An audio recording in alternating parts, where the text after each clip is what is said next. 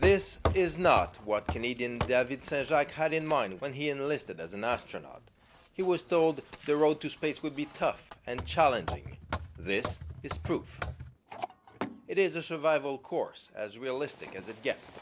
This Soyuz capsule is supposed to have landed in the middle of the Siberian forest. The mission is to stay alive, using only what the crew finds on board. Seats, space blankets, parachutes. To stay warm is the biggest deal here, because of course it's below -20 Celsius at night, so you gotta maintain a fire, you gotta find all the wood you need, and you gotta stay warm. They told us in the training, the spirit of this training, we will find you. Your job is to survive until we find you. This might seem like a tough training for an unlikely scenario, but there is a reason for it. This situation has actually happened before.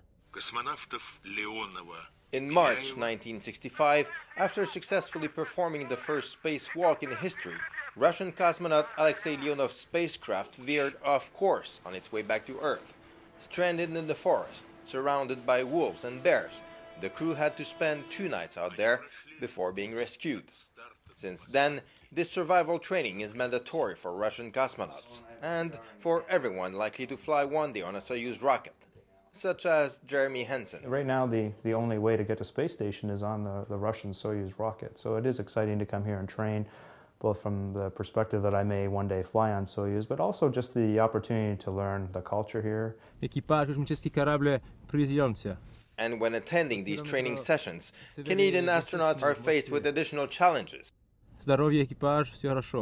It's all in Russian with my little Russian, beginner's Russian. They speak slowly to me. I ask to repeat sometimes, but we get some understanding going.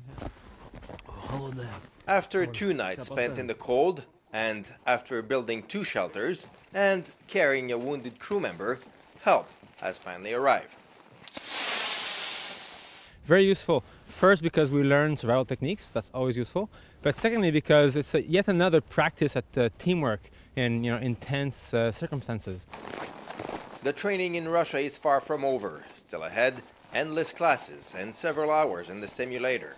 But for now, the crew is granted a little break. I heard after this, the crew's going to go to the sauna, so I'm looking forward to that. Jean-François Bélanger, CBC News, Star City, Russia.